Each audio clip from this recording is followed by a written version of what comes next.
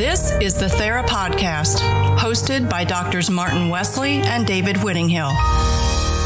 Well, welcome to another edition of the Therapodcast. I am Dr. Martin Wesley, and our other host of the program is Dr. David Whittinghill.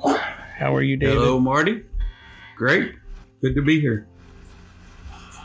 I'm excited about what we're going to talk about today. Because it really, I think, represents something that counselors haven't really talked about in the past because it really wasn't around, and that's artificial intelligence. Exactly. Yeah. Computers have been around, but not AI. Yeah, at least not to this level, because I think, AI,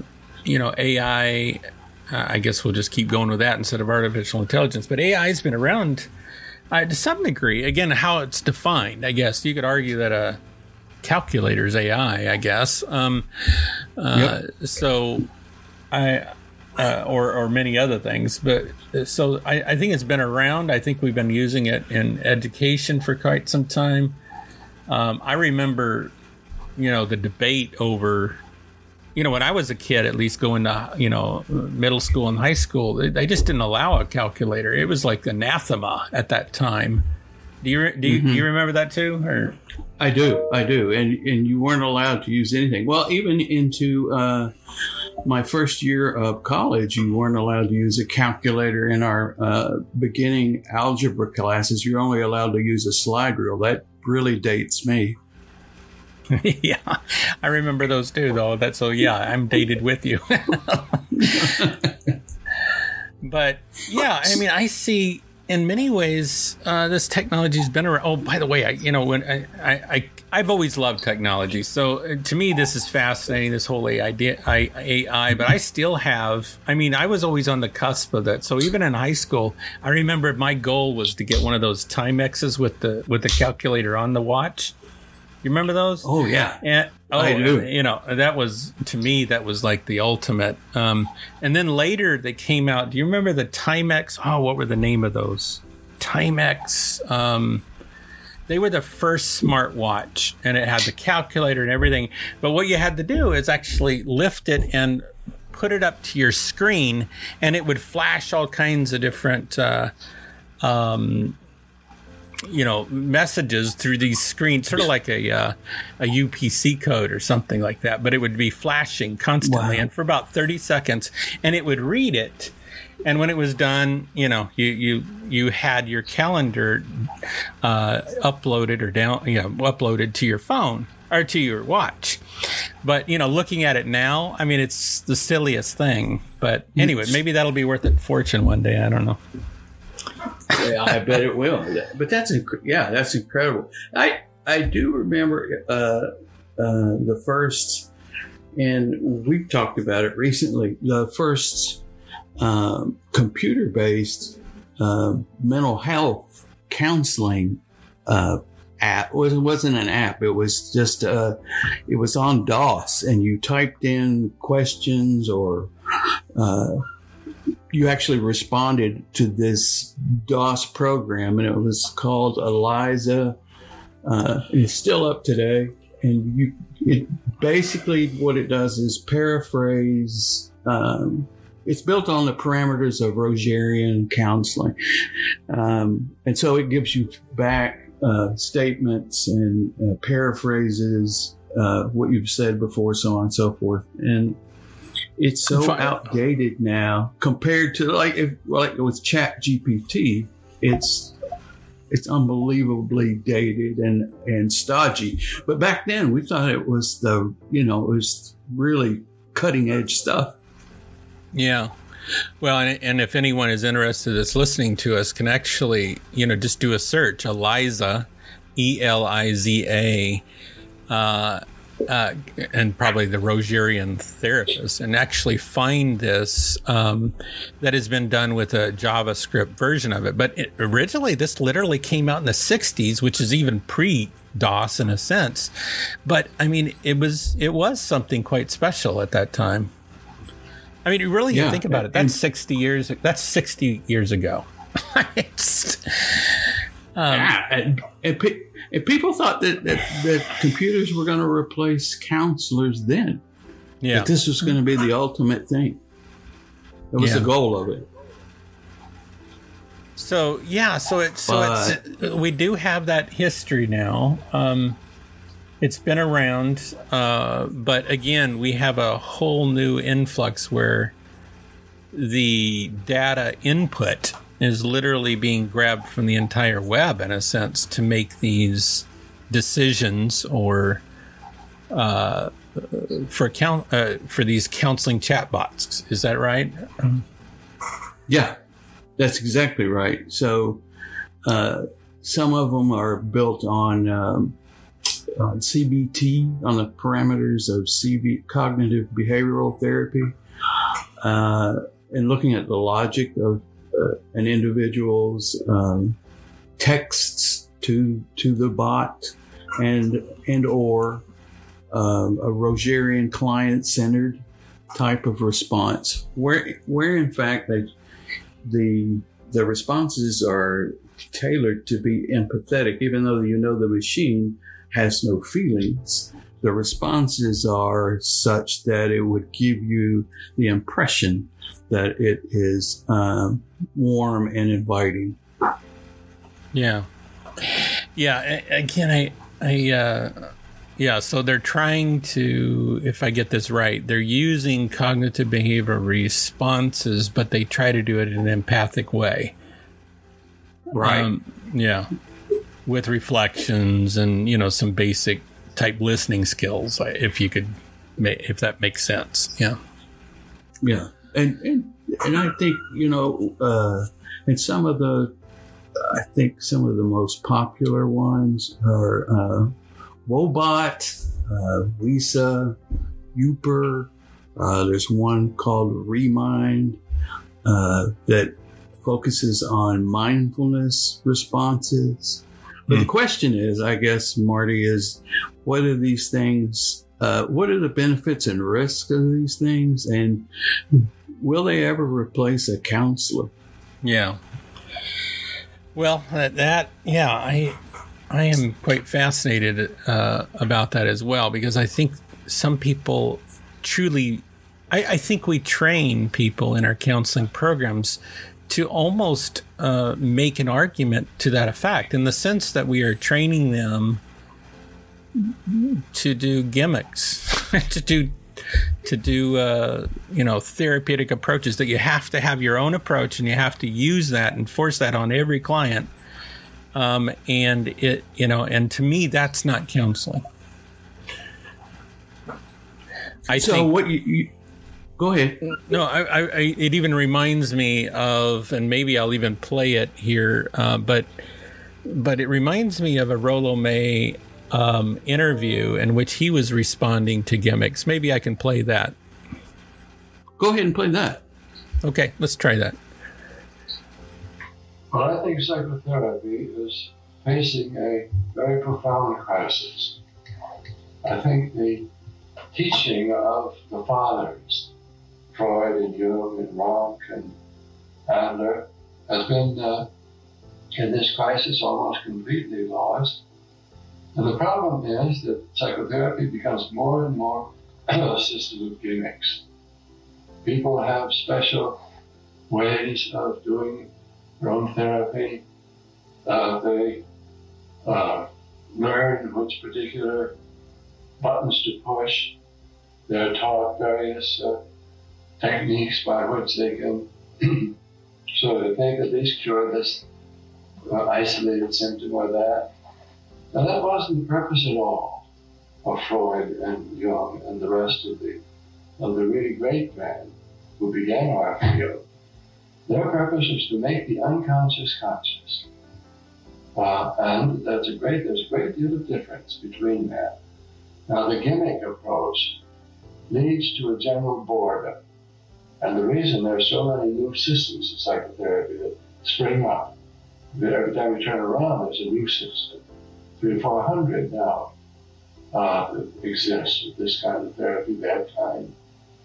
The reason that this happens is that people are simply bored. As a therapist are bored. and they have to find some new gimmick in order to make it amusing, at least to them. Now, they're bored because they deal with the minor problems of life. They patch a person up and send you out again. I don't regard that as real therapy at all. The therapy that is important, as I see it, is the therapy that enlarges the person, makes the unconscious conscious. It enlarges our view, it enlarges our experience, makes us more sensitive, enlarges our intellectual capacities as well as other capacities. Now, this is what Freud was setting out to do. It's what Jung was trying to do. So Albert and Otto Rock, these people never talked about these gimmicks. It just didn't interest them. What did interest them was making a new person. See, the new possibilities come up. Then you change the person. Otherwise, you change only the way he behaves, only the way he approaches this or that incidental problem. The problem is going to change in 6 months. Then you'll be back again for some more so-called therapy. Wow. So, yeah. See, that makes sense to me, what he's saying. That I think, now he was talking a couple decades or more ago, but I think there's some wisdom in what he's saying, and I think it's only gotten worse, where we are training people for gimmicks and only looking at trying to solve a symptom rather than the underlying problem. And that is not really counseling. That's definitely not psychotherapy. Right. Yeah. What struck me is his comment on making the unconscious conscious. And I think if you look at all the different types of therapy that we have, take, for example, cognitive behavioral therapy. Maybe that wouldn't be considered a psychodynamic, but you're making the individual, you're not making them, you're helping them become aware of irrational thoughts that they weren't aware of previously, and you're helping them reframe them in a way that's not so catastrophic, so on and so forth. So in a way, I think he's on to something there when he says that most therapy is supposed to be about this becoming aware of things that are actually, that we do and that we don't do, that actually keep us from being our best selves. I'll put it that way. Yeah. Being a better person. Yeah. Yeah. Leading a good life, sort of like the Greek philosophers would sort of describe. Yeah, I agree. And again, there's value, I think, in all the different techniques. I mean, we're not knocking those. We're not knocking the different different theoretical approaches. That's not the issue. The issue is that we need to go deeper. We shouldn't think that it's a matter of just giving handouts and homework assignments, and you do this, and your world is great again. I mean, rarely does that happen. It's usually about changing ourselves and having a completely new awareness of, if you want to use a religious term, being truly born again in a sense of a new life, because you see your place in it and see more meaning in it, and seeing how you respond to others, which will affect all the relationships that you have, and also a perception of, again, who you are in the cosmos, if that makes sense. Yeah, well, it does, and it reminds me of Ubuntu. It's a South African philosophy. I am because we are, and pays more attention to me, the person, and how I relate to others. And becoming aware of that is the main goal of your life, I guess. But it's not a religion. It's not a theory. It's just a way of life, sort of like Buddhism. But anyway, I see that that counseling is much more than just a set of strategies and techniques that we're trying to get at the whole, right? Holistic, humanistic approach, I guess. Yeah, I remember us talking even in an earlier podcast about paint by number counseling, or in other words, a canned approach where somebody asks this, you respond with that, and you just back and forth, where in many ways I think there has been some studies that say that these chatbots can actually respond more appropriately according to the theoretical approach than most real counselors. But does that mean that healing occurs more? Because I just have I'm highly skeptical of it, because to me that means you do not have, we're not talking about the art of counseling. We're not talking about that true relationship between two living human beings. Literally we're interacting with a toy, with your computer, with your phone. Mm-hmm. Yeah. And I tried some of these out and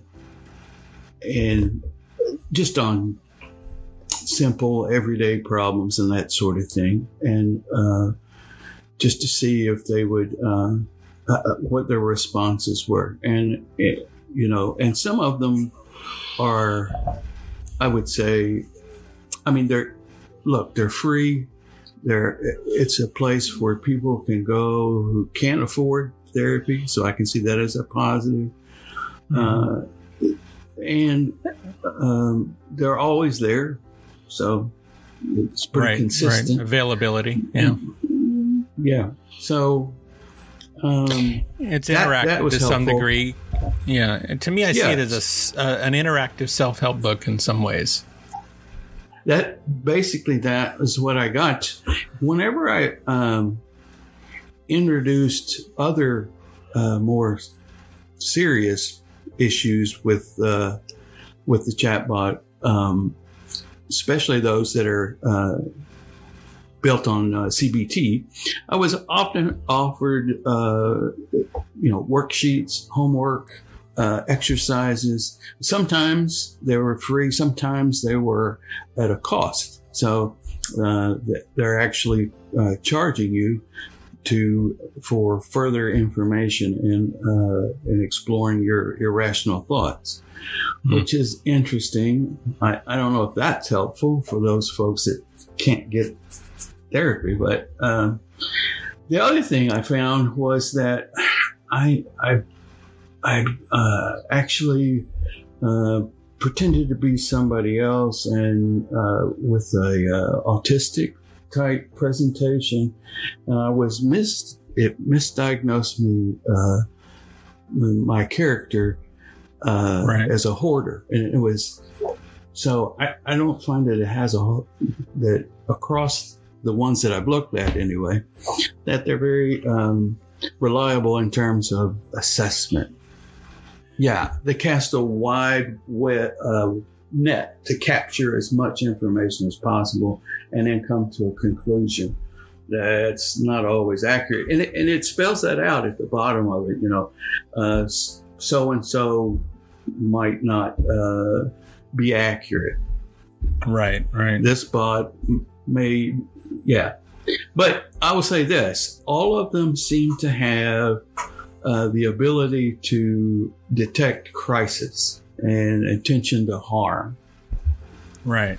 And quickly send information about crisis hotlines and that sort of thing. So I found that somewhat relieving.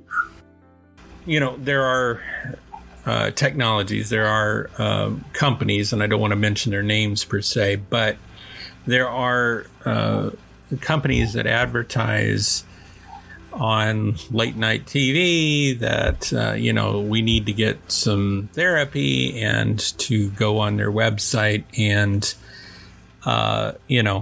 you can just text with a counselor if need be. So you don't have to do video. You don't have to even have a physical telephonic type conversation. It literally could be just texting, messaging back and forth.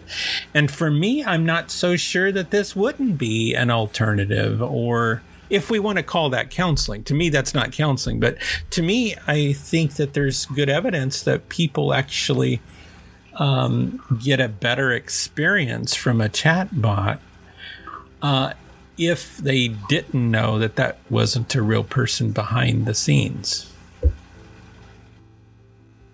You raised a very interesting point. Yeah. In fact, there is a one of these companies that actually does that. You interact with the bot first, and then it refers you to a counselor. Yeah. So, yeah, and to me, I think we went down a negative road when he called that therapy. I could see, I don't know. We need to come up with a different vocabulary, but to me, that is not psychotherapy. That is not counseling. Right. That's maybe getting advice, that may be unloading your burdens, whatever we want to call it, but that is not counseling. Maybe it's AI confessional. That's interesting, because I think, we have a history coming from that religious community from over 100 years ago. So that's interesting you say that, because I could see that too. But, here's the point is they're actually advertising, and it's being defined sometimes as the therapy chatbots, but also empathic chat boxes. And I'm curious, or chat bots, excuse me. But can a computer program be empathic? No. Okay. You say no, but they're claiming it to be. Yes. But I don't think, from my interactions so far, the chatbot, simply from the input that it has, it assumes that I am conscious of what I'm putting into the computer. I am conscious as the client. I am conscious of what my problems are, and that the bot is going to respond in a way that connects with me. Many times when you're in counseling with a client, you're actually bringing to their awareness things like maybe they're very anxious and they're shaking their foot. They're nonverbals that are not being picked up by the bot. So if we're talking about being truly empathic and truly genuine, no, they can't be, because they only operate on the information that goes in that little text box. Right. Yeah, I mean, I see. I'm sort of thinking the same way. That to me, let me just throw a question out to you. If you, it's something, that we would throw ethical issues out to, whether it's clients or whether we did it in education. But, if there was a fire in your house and you had to go in and grab something, what would you grab? That kind of question. I'm sure you've heard. What would you grab? I'm just curious.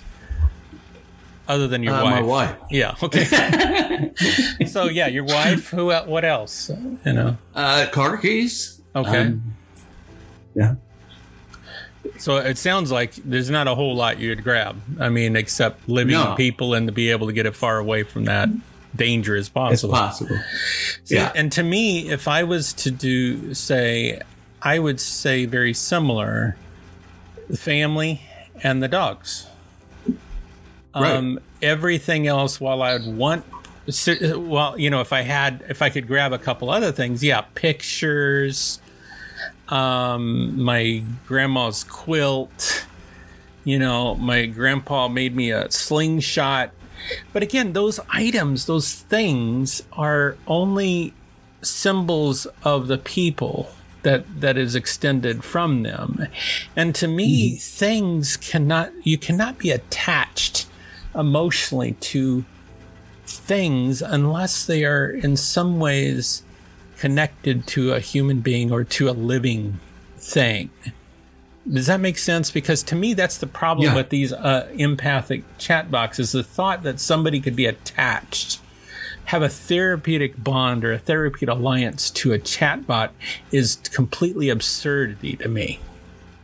And we know that is the primary way in which people are helped. And there's literally tens of thousands of studies that show it's the alliance, it's the relationship. But how can you have a relationship with a thing? Yeah. So through language, right? That's the idea. That's what they're trying to convey. Well, see, and I would even argue, for example, I did a research study many years ago at a place that called Park Place in Bowling Green, and I would notice how these residents of this substance abuse facility were very attracted to babies and animals. You brought in a baby and, oh my God, these hardcore people sometimes would just melt. And you bring in a dog, oh my God, things were off. So I actually studied if I brought in a therapy dog into a group counseling session, what the difference would be in the therapeutic alliance. And I measured the therapeutic alliance as well as some other factors. But the issue is the therapy dog really did make a difference, significant difference in the relationship between the individuals and the therapist or the therapist team. And to me, again, I don't think, even a dog represents authenticity and life, and we do have sometimes shared experiences and memories with an animal. We can get attached to an animal, we can get attached to people, but I just don't see getting attached to a thing. And maybe I'm wrong. It's similar to the. Well, I'm going back to the watch that you talked about earlier. Yeah. It flashes on the screen, and it's basically your private secretary who's keeping your calendar. Did you feel a certain way towards that? I felt like I had something special. I had something new. Just like maybe an Apple Watch now. I have something that keep me on task, and that way I maybe feel a little maybe important or something. But do I feel an attachment? Would I replace it with the new edition? Of course I would. It's not about the thing. It's not like, oh my God, I just love this thing. It always has to do with what does it do for me only. I'm not doing for it. Screw that. I want it to do for me. Or it would be, say it's a gift from my dad or a gift from my parents or something like that. Then that has inherent value because the relationship, it becomes a symbol of that attachment I have to another human being. So, but again, I don't see chatbots doing that in any way possible. I cannot imagine. If I was going to use an analogy, David, I would use it like a therapy dog. Or excuse me, just your family dog, okay? And compare that to a robot dog. Okay, I know when my Pierre, for example, is one of our dogs. I know when I know his emotions. I know when he's ashamed. I know when he's excited. I know when he is sad. And I don't need tears, to show that he's sad. Whereas I could have a robot dog that actually has visual cues that says it's, dropping tears with LED lights. I don't care. Am I emotionally attached? And oh my God, I feel so emotionally attached to this dog because he's sad.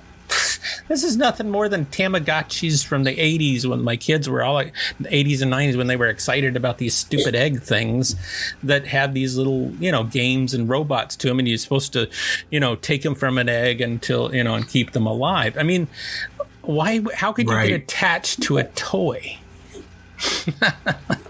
That's interesting.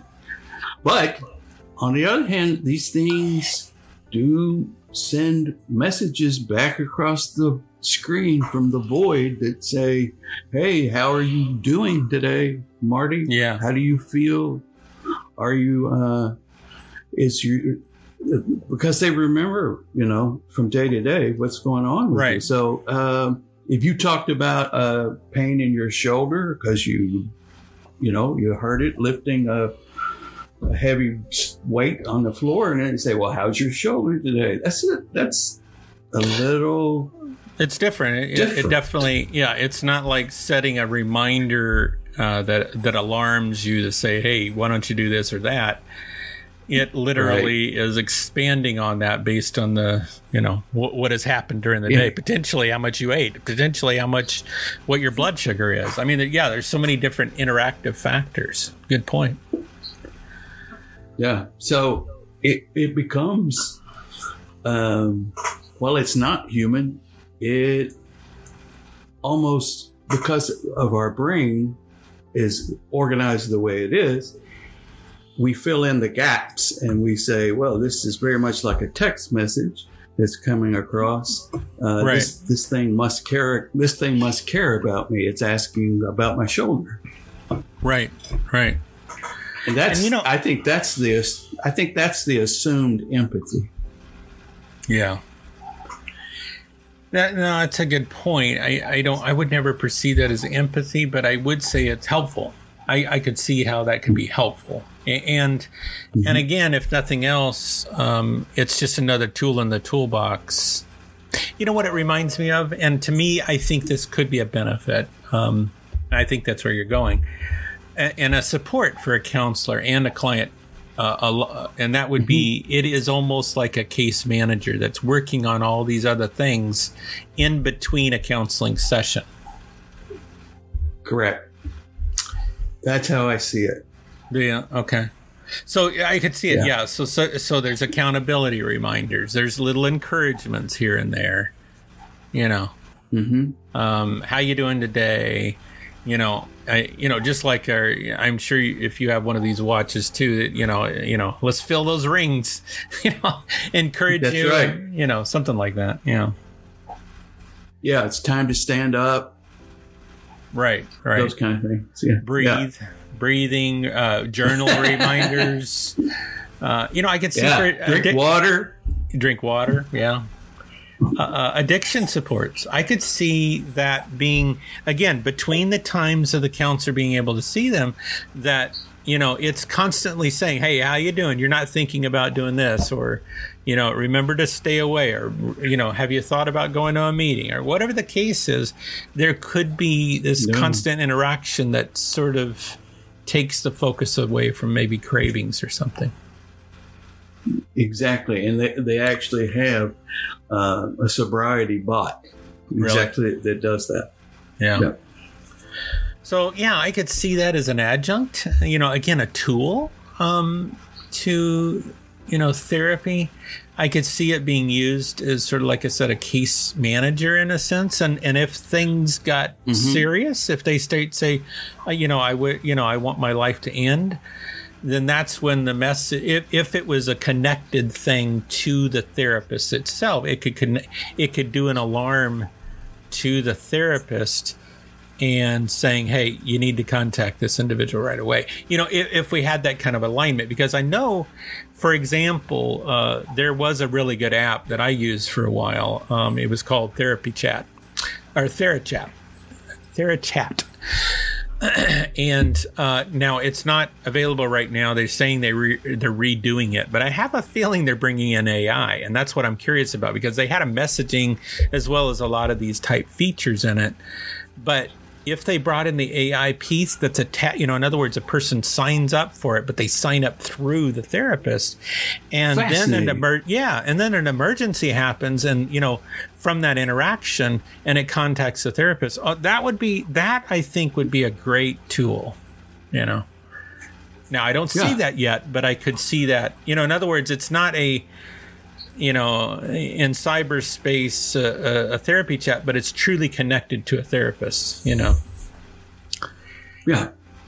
And the caseworker. Yeah, yeah, and the person knows that any alarm, or that the things that they would fill out or talk about in general could be relayed to the therapist. Not everything, but some things that would be alarming, or their rankings. How would you rank your cravings today? And they say an 8. Okay, well, now that's an 8. Okay, now maybe the therapist should contact them. But as long as it's below a 5, okay, now we're not going to contact the therapist. Something like that.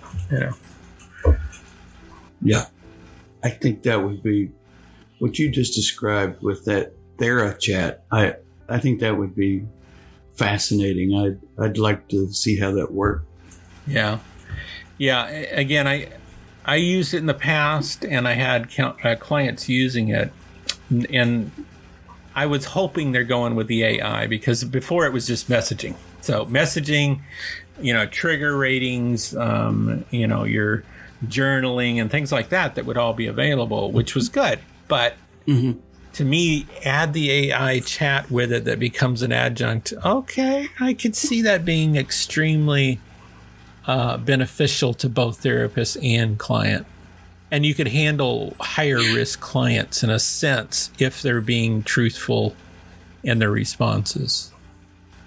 Right. The only issue I have with the AIs is the issue of privacy. Now that we enter more, the more information we enter in, the more likely it is to slip out. So if what I'm typing in is being recorded somewhere, which it is, I have proof of that by the way that the bots interact with me, that the information is housed. Even though I'm assured that this information will constantly be private, we know from these breaks with other organizations, even the more nefarious ones like Ashley Madison, information gets out. Yeah, it can. Yeah. No, we could end up in a psychological minority report. You start, even for example, you put in there about your examples, and you're just testing it out, but there is an alarm that goes off, that you're a hoarder or whatever the case is, that you mentioned. But let's say it's a more serious thing, and even contemplating a crime. Who knows what the future might. We do need to think that out. I don't want to be a conspiracy theory person either, but that is a concern that we need to think out, because we don't want to be turned into the cops because we thought something, and we don't want to be even diagnosed with something because we were just testing it out, or just looking at symptoms and how it might interact, or whatever the case is. So. Right. Well, I was thinking as a private practitioner, it feels like I already have a lot of people looking over my shoulder in regard to my clients and keeping notes and all that sort of thing. I'm reluctant to keep any notes online, even though those apps are available. And most of these AIs now will transcribe any session, fill out the notes, fill out the treatment plan, the whole 9 yards for you. However, that sort of scares me, not just for the client, but for me, because now, if that information is available, who is going to see that, and who's going to make a judgment on whether my skills, my decisions were correct, how I treated the client was correct, so on and so forth. Not that I'm afraid of that my counseling is not effective. It's just that the counseling information and the privacy that takes place is forever broken. You can't say that when your client comes in, you can if you're using any type of AI or any of these electronic methods that you can say everything that we talk about in here is, or over Zoom is, it's going to be private. It's confidential forever. Yeah. Yeah, I know. We have assurances from all these companies. But yeah, there's still the unknown. And, you know, with the innovation that's going on so quickly, we just need to assure that that's true. But no, I'm glad you brought up that idea. So I am using a AI program right now. And let me just throw out 3 of them so people can look that up. One is Deep Scribe, one is S10.ai, and another one is Freed.ai. There's 3 of them, just real quick. Now, I have been absolutely, completely floored at how accurate and how much work that this is taking away from me. So again, I think you're right. There's maybe some concerns out there regarding the privacy part and what could get out. At the same time, it's, you know, this balance of, I don't have to write my notes, which might take, 15 minutes to a half an hour to complete. And this can do it while while I'm in session and completes it. And I can send a letter to them right away and go over everything that was discussed. And it allows me to be a therapist rather than a dictation machine. And if that makes sense, I mean, we're focusing on what our job is, which is counseling, and I can do more counseling because of it. You know, I see that. I hear what you're saying, and I've seen those things in practice. It's very similar to the benefits for teaching and counseling. So that's what it reminds me of. So when AI first came out, everybody in liberal arts and in counselor ed, and I'm sure other professions as well, sort of flipped out because now every paper that you assign is going to be written by an AI. Yeah. But what it does is allow you as an instructor to actually find out how much your student knows about the particular facts.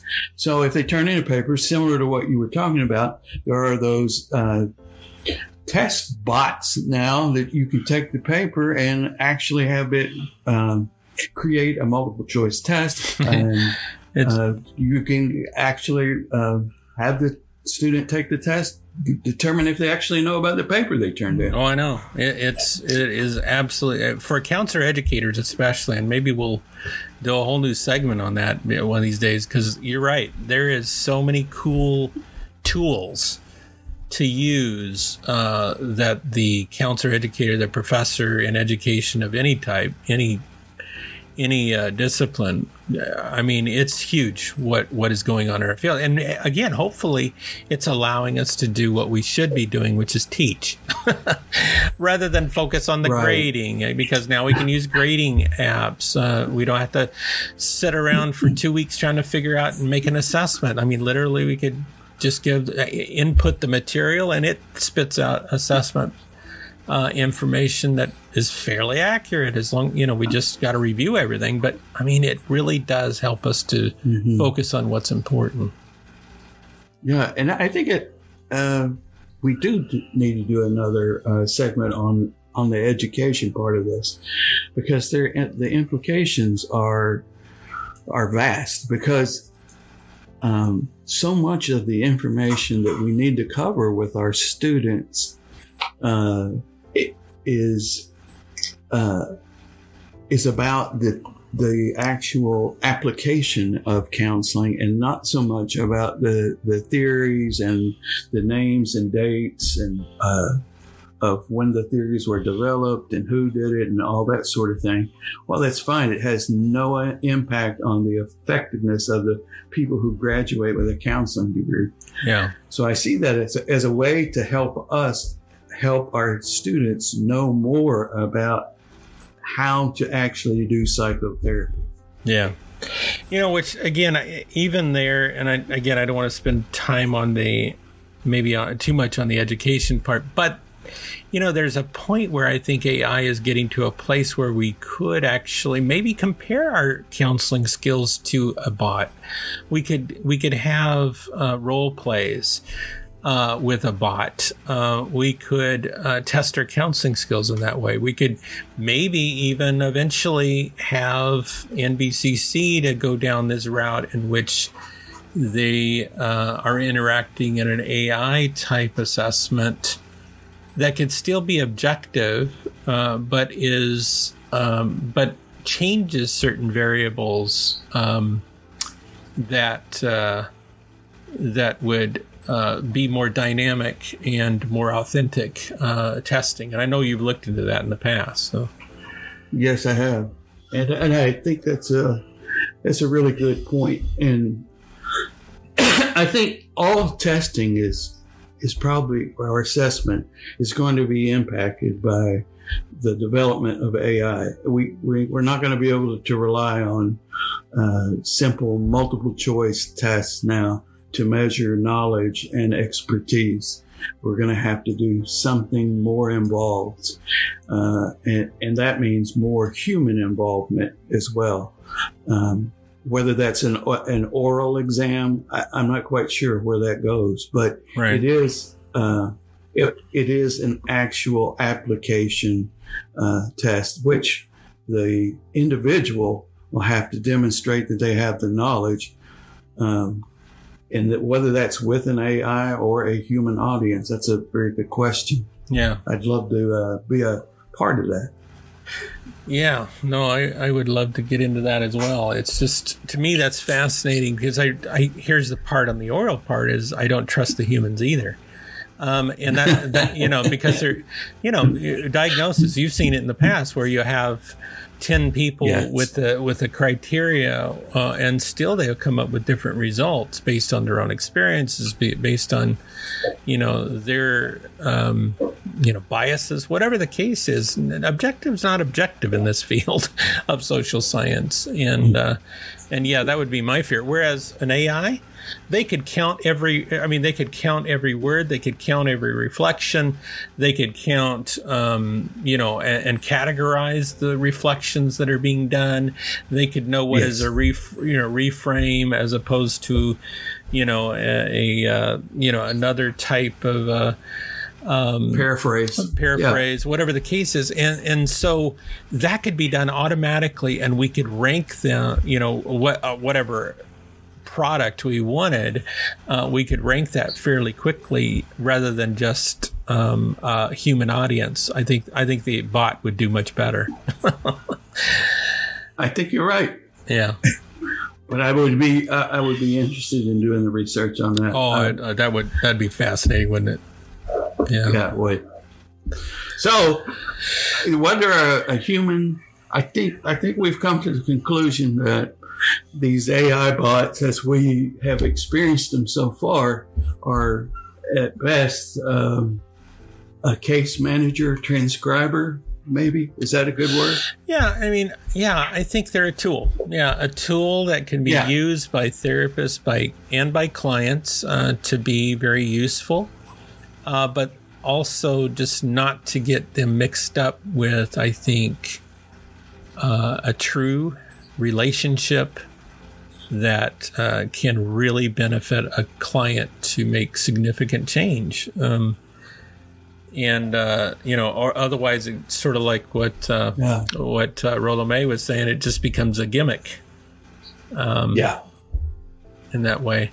I'm glad you brought us back to that, because that's the most important part of all of this.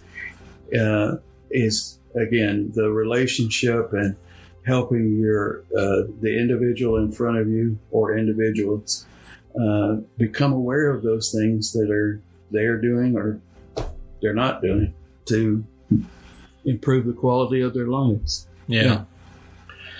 Yep. So who knows? We may be talking about this again, because who knows what might happen in the next, few months or even days. Who knows? Because this is, again, and that's the thing. I know you appreciate and love technology. I do as well. So there is a thrill that I get seeing all what that can be done. It's just absolutely, I love it. But I also realize that that counseling, it'll never replace a human being. It'll never replace a human being. Yeah. And anyone that thinks that therapy is reduced to responses, or, some kind of avatar picture of someone, doesn't understand counseling. Mm-hmm. Yeah. So I agree. That just won't work. Even though it's nice to have somebody remind you with a kind text. It's still not a person. Yeah. Yeah. So. Yep. Well, it's Good been talk. fun. Yeah, I appreciate it, Yeah. David. We'll get to some more cool topics soon. Absolutely. Maybe we can talk about something like this next time. Yeah. Sounds good. All right. Till next time. Okay. All right. Bye. All right. Bye.